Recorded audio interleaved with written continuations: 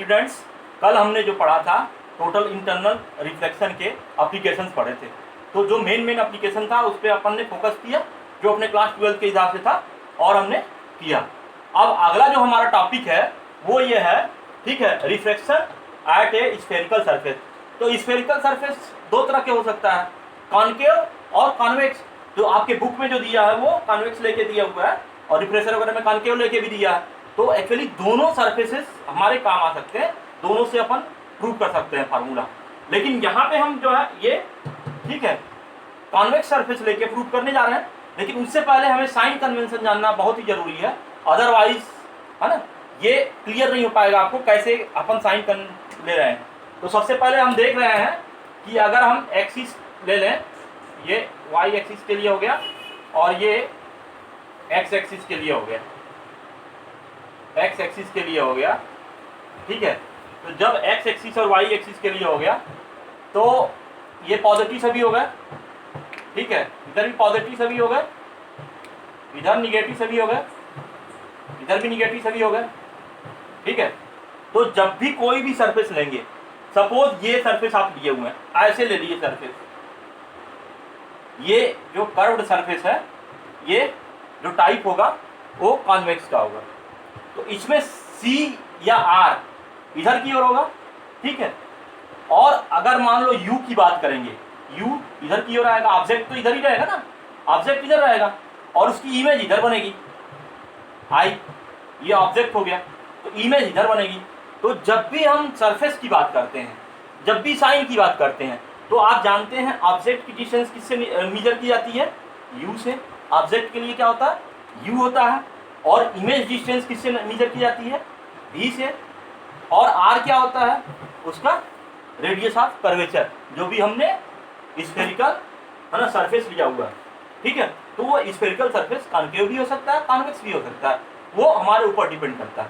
तो साइन कैसे हम लेंगे, सपोज ये हमने लिया है, इसके लिए ऑब्जेक्ट इधर है, तो डिस्टेंस क्या होगी, इधर की ओर क्या होगी, डिस्टेंस निगेटिव होता है इधर, ये निगेटिव होगी पूरी वैल्यू। तो ये u क्या हो गया, इसके लिए निगेटिव हो जाएगा। v इमेज इधर बन रही है, इधर पॉजिटिव वैल्यू होती है, ठीक है। तो इधर बन रहा है, इधर क्या हो जाएगा, v क्या होगा, पॉजिटिव। रेडियस ऑफ कर्वेचर इधर पड़ेगी, रेडियस ऑफ कर्वेचर इधर पड़ेगी, तो रेडियस ऑफ कर्वेचर हमारा क्या हो जाएगा, ये भी क्या होगा, पॉजिटिव होगा। तो ये हम कैसे सरफेस के लिए बता रहे हैं, ये हमारा कॉन्वेक्स सरफेस जो हम प्रूव करेंगे जिसके लिए, उसके लिए। अगर वही कॉनकेव सरफेस होता तो कैसे हम जो है ना ये फार्मूला हम ऑक्यूपाई करते, ये चीजें हम आपको बताते हैं। ओके, तो इसको हम रब कर रहे हैं, उसके बाद बताते हैं। हमने कॉन्वेक्स सरफेस के लिए बताया था, वैसे कॉनकेव सरफेस के लिए भी बता देना साइन कन्वेंशन कैसे होगा। ऐसे है सरफेस, ऐसे बनेगा, ऑब्जेक्ट इसका इधर हो गया, ठीक है, ऑब्जेक्ट इधर पे है ना, ऑब्जेक्ट इधर पे है, तो ये वो ऑब्जेक्ट हो गया। तो ऑब्जेक्ट क्या हो गया, डिस्टेंस जो है यू हो गई, यू क्या होगा, निगेटिव होगा। इमेज इधर बनेगी, तो वो भी जैसे बन रही है ना, इधर बन रही है, इधर बनेगी इमेज, अगर तो निगेटिव होगी। वो अपने को डिस्टेंस देखना पड़ेगा कहाँ पे इमेज बन रही है। इसमें हमेशा अपोजिट साइड बनता है, हमेशा पॉजिटिव आता है। लेकिन ये जो कॉनकेव सरफेस है वो कॉनकेव मिरर जैसे बिहेव करने लगता है, तो उसकी इमेज कंडीशन अलग अलग हो जाती है, तो हमें देखना पड़ेगा। तो भी किधर बन रहा है हमारा, भी अगर इस है ना इस साइड पे बन रहा है एक्स, और ये x dash, y y dash. तो जब भी इधर अगर कोई पोजीशन की बात होगी, अगर इमेज हमें उल्टा मिल रहा तो उसकी इधर वैल्यू क्या हो जाएगी, निगेटिव हो जाएगी। इमेज अगर सीधा मिल रहा तो इधर वैल्यू क्या हो जाएगी, पॉजिटिव हो जाएगी। इमेज ऐसे सीधा बना, इमेज उल्टा बना तो निगेटिव हो जाएगी उसकी साइड। तो यहाँ साइज का मतलब नहीं है, यहाँ अपन जो है डॉट के लिए सॉल्व कर रहे हैं, डॉट के लिए सब नहीं डाल रहे हैं, लेकिन हम पोजीशन बता रहे हैं, डिस्टेंस लेने का तरीका बता रहे हैं। डिस्टेंस लेने के लिए हमेशा आपको ध्यान रखना पड़ेगा कि अगर ये है ना हमने क्या लिया हुआ कॉनकेव सरफेस, तो कॉनकेव सरफेस के लिए यू इधर हो गया निगेटिव, अब आर क्या होगा इधर निगेटिव, क्योंकि आर रेडियस ऑफ कर्वेचर इधर ही पड़ेगा इसका। जबकि इस सरफेस में क्या था, radius of curvature right hand side में था, that's why it was positive. ये हमें बिल्कुल दिमाग में रखना है और ये चीजें हमें दिमाग में रहनी भी चाहिए।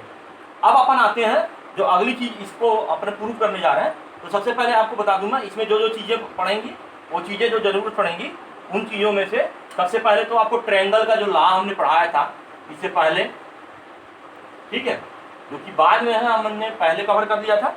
ये आपको दिमाग में रहना चाहिए, कोई भी ट्रायंगल बन जाए उसका एक्सटीरियर एंगल की बात हो। ये एक्सटीरियर एंगल हो गया, तो एक्सटीरियर एंगल फार इंटीरियर एंगल के सम के, ठीक है, ये एक्सटीरियर एंगल हो जाए।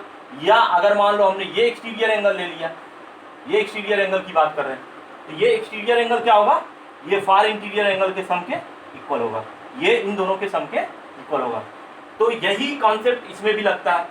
दूसरा हमें टेन थीटा का लिए रखना है, तो टेन थीटा इक्वल टू हम क्या जानते हैं, टेन थीटा इक्वल टू क्या होता है, ठीक है, अपोजिट बाई बेस, ठीक है। तो अपोजिट या परपेंडिकुलर बाई बेस हमें ट्रायंगल का आइडेंटिफाई करना है। तो हमें टेन थीटा किसका निकाल रहे हैं, ये चीजें हमें देखनी है। अब हम देख रहे हैं इस ट्रायंगल में हमको देखना है, इस ट्रायंगल में हमको देखना है NOM, NCM और NIM, बस इतना आपको क्लियर रहना चाहिए। ये तीन ही चीज़ों आपको देखना है। और टेन थीटा के लिए हमने बता दिया अपोजिट बाई क्या होता है, बेस होता है। तो वही चीज़ हम देख रहे हैं। पहला जो हम देखेंगे वो टेन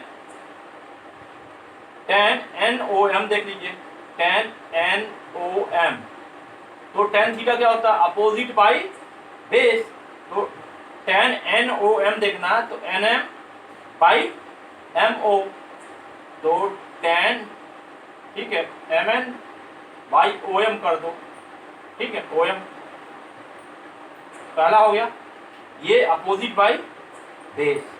अब दूसरा देखना है ten NCM, ten NCM, ten NCM, ये देखना है। तो ये अपोजिट क्या हो गया, अपोजिट हो गया MN बाई MC, ये हो गया। तो MN बाई MC हो गया, ठीक है। आप इस ट्रायंगल में देख रहे हैं, टेन NIM में देख रहे हैं, तो टेन NIM में देख रहे हैं, तो टेन NIM में देख रहे हैं हम, तो टेन NIM इस ट्रायंगल में देख रहे हैं। इस ट्रायंगल में क्या देखेंगे हम, अपोजिट देखेंगे और बाई बेस देखेंगे। तो अपोजिट क्या है, MN, और बेस क्या है, MI। MI clear, okay. तो ये MI हम देखेंगे, ठीक है। तो ये तीन चीजें हमने देखी, एक इस ट्रायंगल में देखी है ना, ये एंगल को देखा तो अपोजिट बाई बेस। इस ट्रायंगल में देखी, ये इस एंगल को देखा अपोजिट बाई बेस। अब इस ट्रायंगल में देखा, ये अपोजिट बाई बेस। तो ये तीन ट्रायंगल हम डिफरेंट देख रहे हैं। एक ट्रायंगल है NOM का, एक ट्रायंगल है NCM का, और ये तीसरा ट्रायंगल है NIM का। तो ये चीजें हमें क्लियर हो गई। अब हम आते हैं एंगल I के ऊपर। तो एंगल I देखिए किस ट्रायंगल का है एक्सटीरियर एंगल। तो एंगल I जो है ये ट्रायंगल का एक्सटीरियर एंगल है NOC का। तो हम इसी ट्रायंगल में बात करेंगे। अब हम देखेंगे इन ट्रायंगल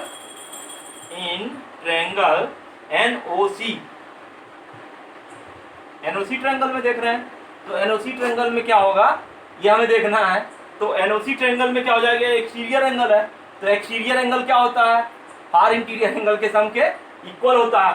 तो अभी फार इंटीरियर एंगल क्या है, ये इसमें ये है और ये है, तो वही चीज हम लिख रहे हैं इन ट्रायंगल NOC, ठीक है। एंगल I इक्वल टू क्या हो जाएगा, ठीक है, एंगल I इक्वल टू हो जाएगा ये NOM, angle NOM plus angle NCM, angle NCM।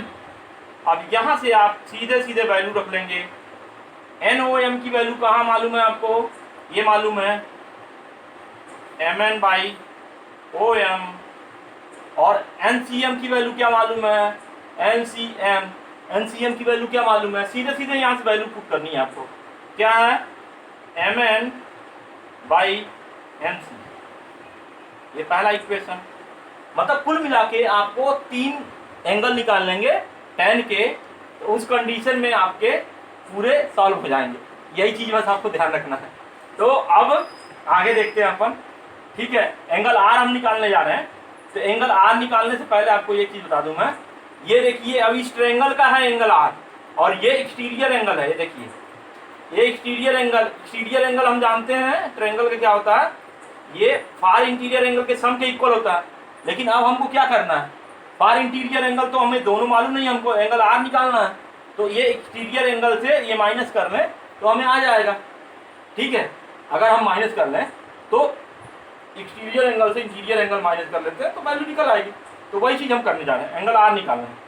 Angle r equal to हो जाएगा, angle r equal to angle n c m minus angle n i m. अब आपको angle r equal to n c m की value क्या मालूम है, n c m की value क्या मालूम है, M N by M c. और एन आई एम की वैल्यू क्या मालूम है आपको, एन आई एम की वैल्यू मालूम है M N by M i. ये चीजें क्लियर हो गई आपको, ओके। अब हम डिस्कस करने जा रहे हैं, वो स्नेल्स लॉ डिस्कस करने जा रहे हैं, क्योंकि उसका एप्लीकेशन यहाँ पे है। तो स्नेल्स लॉ का एप्लीकेशन क्या है, आप जानते हैं स्नेल्स लॉ क्या होता है, n2 by n1 equal to sine i by sine are.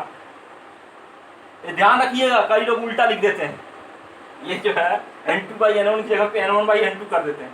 तो वो आपके दिमाग में रहना चाहिए हमेशा कि क्या होता है स्नेल्स लॉ। अगर आप ये गलत लिख देंगे तो आपका आंसर ही नहीं आएगा, इसलिए ध्यान रखिए आप। अब देखिए हम क्रॉस मल्टीप्लिकेशन करने जा रहे हैं, तो क्रॉस मल्टीप्लिकेशन कर देंगे तो n1 sign I equal to क्या हो जाएगा, n2 साइन आर।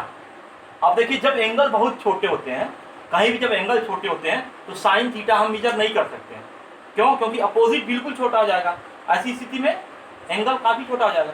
तो हम साइन में नहीं लेके सिर्फ एंगल मेजर कर सकते हैं, है ना। तो साइन की जगह पे आई और आर हो जाएगा। तो अब हम क्या लिख देंगे, n1 I equal to n2 are, ये हम लिख देंगे। और आई की वैल्यू क्या मालूम है आपको, आई की वैल्यू यहाँ से मालूम है, इक्वेशन 1 और इक्वेशन 2, है ना। तो put value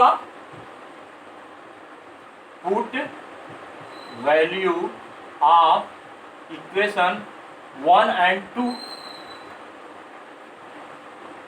in equation 3। Equation 3 में 1 2 की वैल्यू हम रख देते हैं। तो आई की वैल्यू क्या है हम रखने जा रहे हैं, n1 आई की वैल्यू क्या है, ये है M N by o m plus m N by M c equal to n2 की वैल्यू। और r की वैल्यू देखिए क्या लिखा हुआ है, M N by M C, M N by M C minus M N by M I. अब देखिए इसको हम ब्रेक करेंगे, ठीक है, और जो सेम चीज़ें रहेंगी उसको ले आएंगे। जैसे एम आई, देखिए एम सी इधर आ रहा है और ये, ठीक है, एम आई एम एन ये आ रहा, तो हम इसको ब्रेक करके एक साथ लाएंगे, ठीक है। तो अब हम करने जा रहे हैं इसको ब्रेक, ठीक है। तो ब्रेक करके हम एक साथ ला ले रहे हैं। तो ब्रेक करने के बाद साथ में क्या आएगा, ये, ठीक है, ये दोनों साथ में आ जाएगी, ठीक है, और ये दोनों एक साथ आ जाएगी। तो n1 के साथ क्या हो जाएगा, एम एन ओ एम, ठीक है, ये हो गया।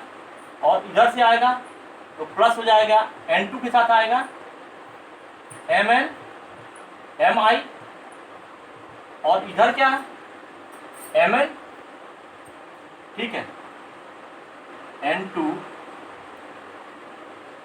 एम एन एम सी minus n1 m n m c. ये दोनों चीजें अपन ने अलग कर ली। अब आपको ध्यान रखना है कि इसकी वैल्यू क्या है, इसकी वैल्यू क्या है, और ये इसमें अपन पुट कर लेंगे। अब देखिए ओ एम क्या है, ओ एम ऑब्जेक्ट के लिए आया हुआ है, ऑब्जेक्ट डिस्टेंस। तो ऑब्जेक्ट डिस्टेंस क्या होती है, u होती है, लेफ्ट हैंड साइड है, तो क्या आ जाएगी, माइनस u हो जाएगी। अब आगे देखते हैं एम आई क्या है, v है, इमेज का डिस्टेंस है m से लेके i तक, तो ये पॉजिटिव होगी। क्यों?